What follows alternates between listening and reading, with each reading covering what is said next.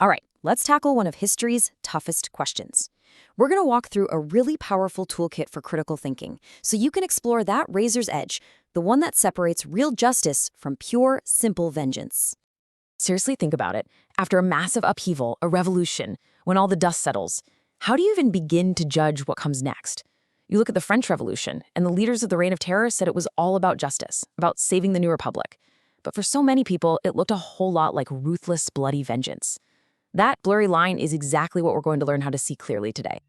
On paper, this seems pretty straightforward, right? Justice is all about process, rules, and logic. It's a fair response. Vengeance, though, that's all emotion. It's about getting even, and it almost always goes way too far.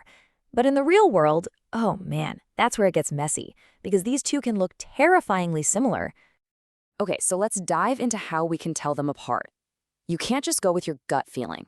You need a system, a framework, a mental toolkit to really analyze these things properly. So we're going to learn how to build what I like to call a case file. And here's our game plan. We'll get into the right mindsets, learn how to build a rock-solid argument, figure out how to find and use evidence, and then, finally, how to reach a verdict. Think of it like you're becoming a historical detective, and these are the steps you follow for every case. Now, to build a really strong case, you have to wear a few different hats. First, you're the lead summarizer. Your job is just to stick to the neutral, objective facts, no opinions. Then you put on your evidence collector hat, and you start digging for proof. Next, you become the rhetoric analyst, and this is cool. You figure out how people are trying to persuade you. And finally, you're the designer, making sure your whole argument is crystal clear and powerful.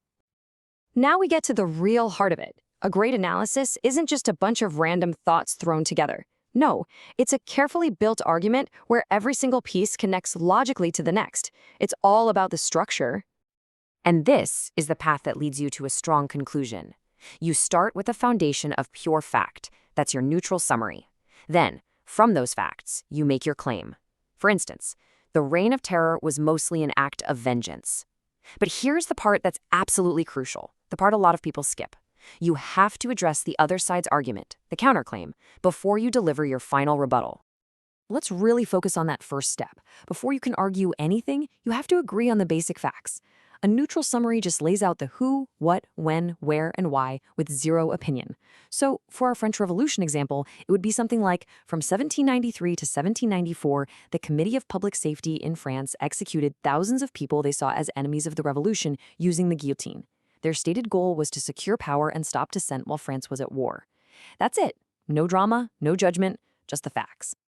Okay, listen up, because this is probably one of the most important takeaways. It's so tempting to just ignore arguments that disagree with you, right? But a truly strong thinker doesn't do that. They actively seek out the counterclaim. Why? Because when you understand the other side and can effectively argue against it, your own position doesn't get weaker, it becomes bulletproof. All right, so you've got your argument structured. What's next? Well, you gotta back it up with proof. And this is where that evidence collector mindset really kicks in, because you have to go way beyond the obvious stuff. A solid case is built on a diverse diet of evidence. So for the Reign of Terror, you wouldn't just look at quotes from the leaders. You'd go hunt down statistics on how many people were executed in different cities. You'd analyze court records to see what crimes people were actually being killed for.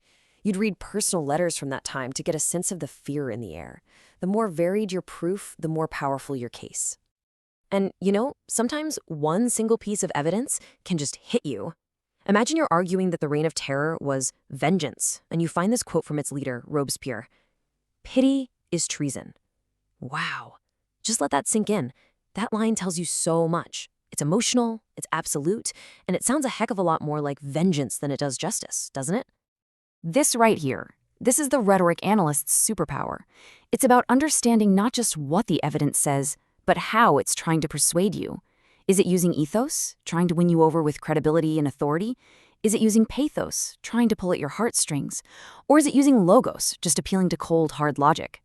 That Robespierre quote is dripping with pathos. It's designed to spark fear and loyalty, not to make a reasoned legal case. Knowing this helps you see right through the persuasion to what's really going on. So, we've got the mindsets, we have the argument structure, and we have the tools to break down the evidence.